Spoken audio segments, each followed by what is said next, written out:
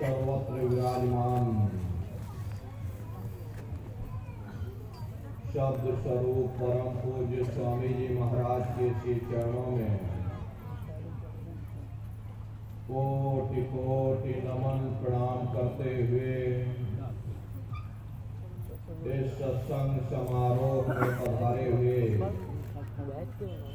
सभी सत्संगी धर्म प्रेमी भाई बहनों को सादर जय गुरुदेव। जय गुरुदेव।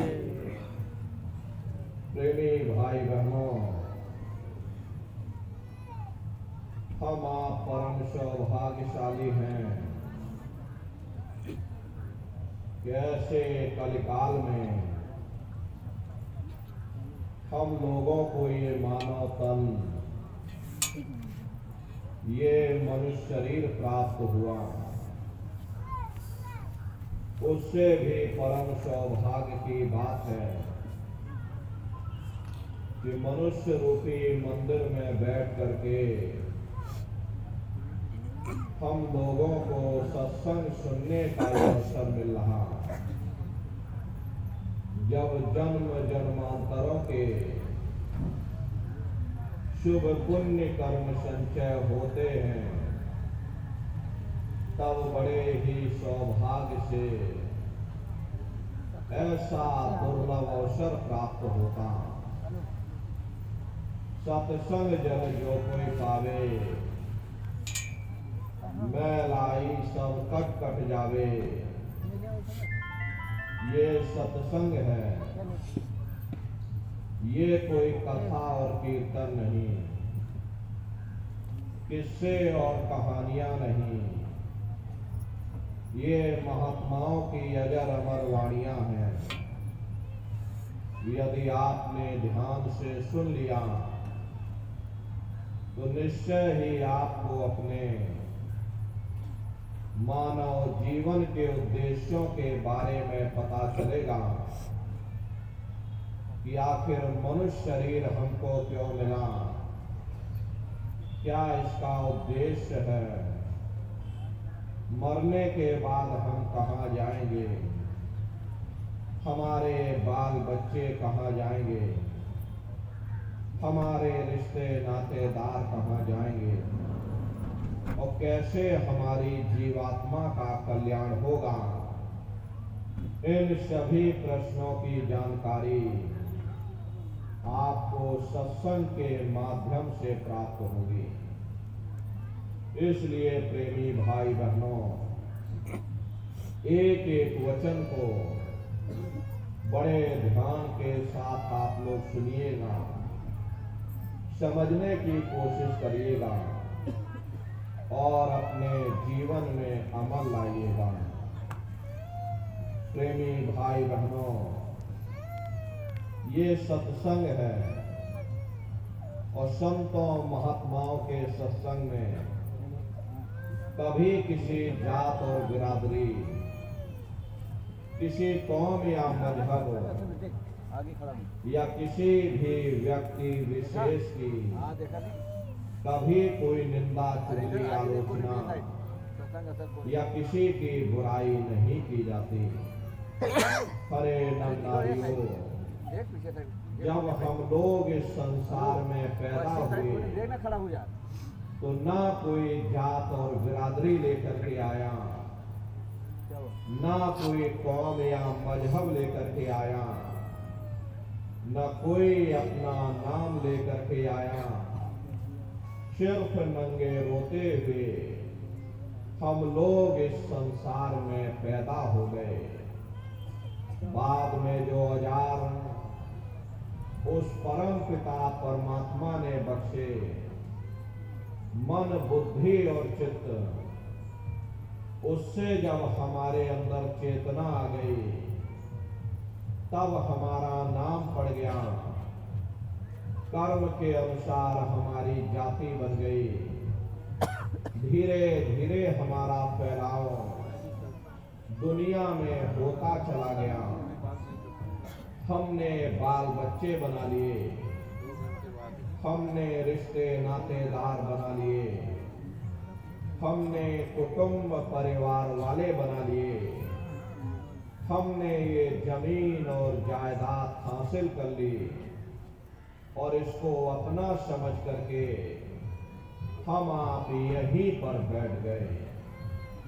फिर जब जाने का वक्त आया तो फिर आपको यहां से खाली हाथ भेज दिया गया।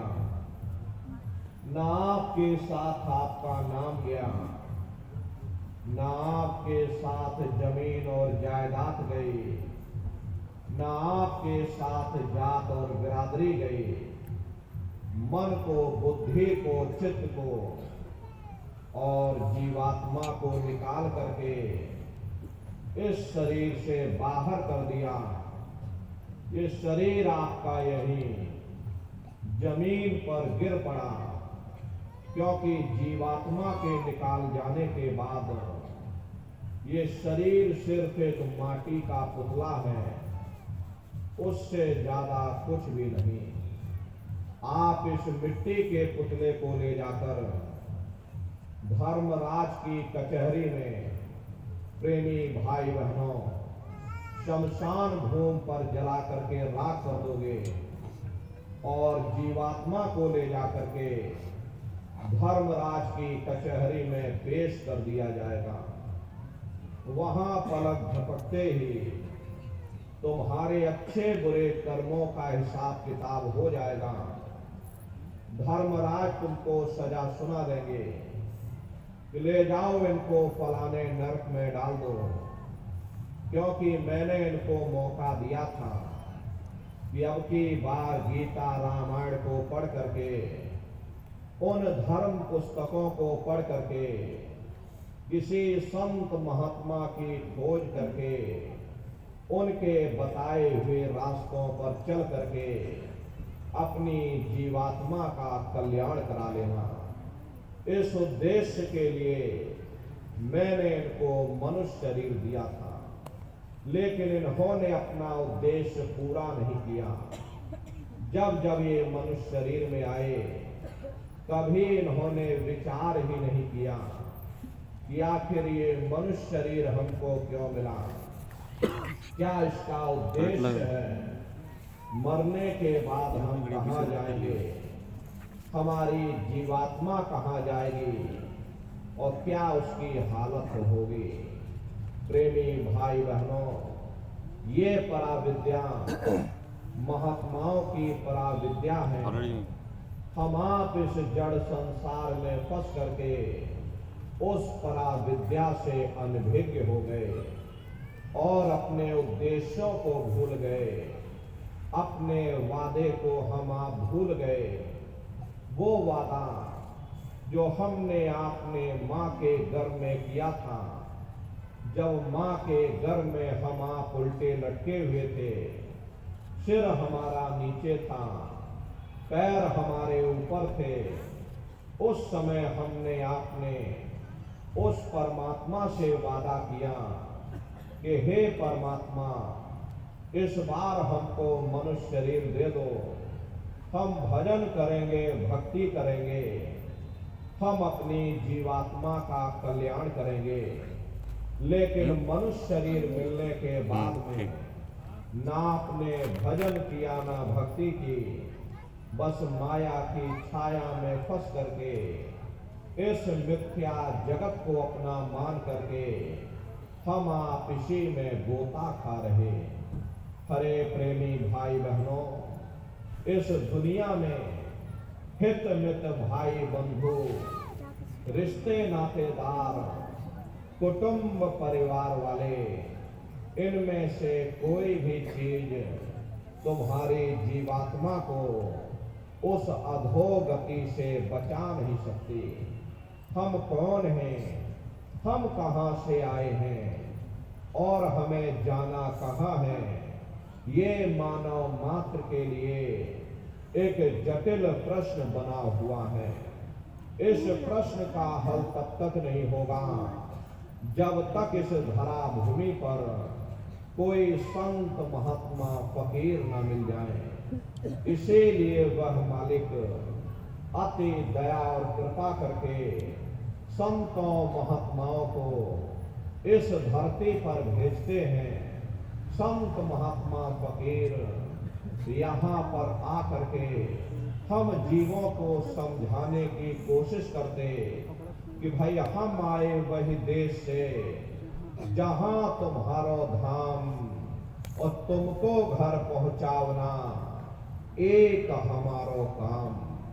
हम उसी देश से आए जिस देश के तुम रहने वाले हो, परंतु तुम अपने सच्चे देश को छोड़ करके इस झूठे काल और माया के देश में फंस गए। हरे नर नारियों, यह देश तुम्हारा देश नहीं, तुम्हारा देश सचखंड है। ये कौम तुम्हारी कौम नहीं, तुम्हारी कौम सतनाम है।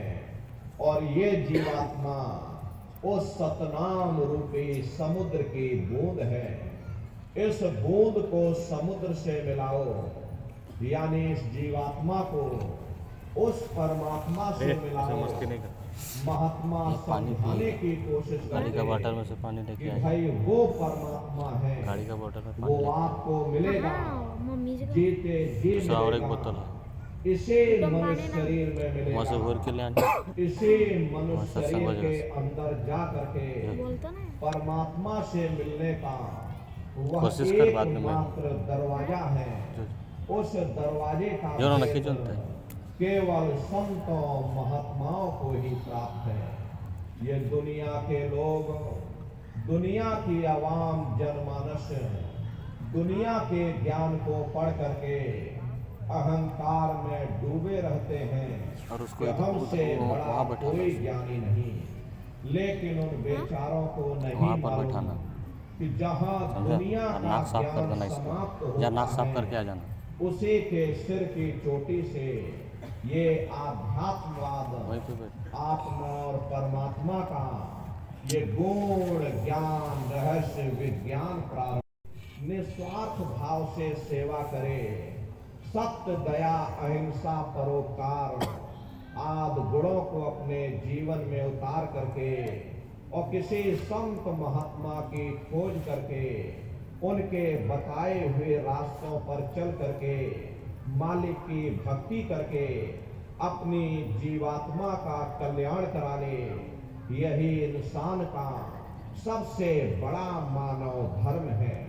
लेकिन आज इस कलिकाल में ये दुनिया की आवाम जनमानस शराबों और कबाबों में, मांस और मदिरा में, इंद्रियों के भोग और वासनाओं में सुख ढूंढने की कोशिश कर रही है।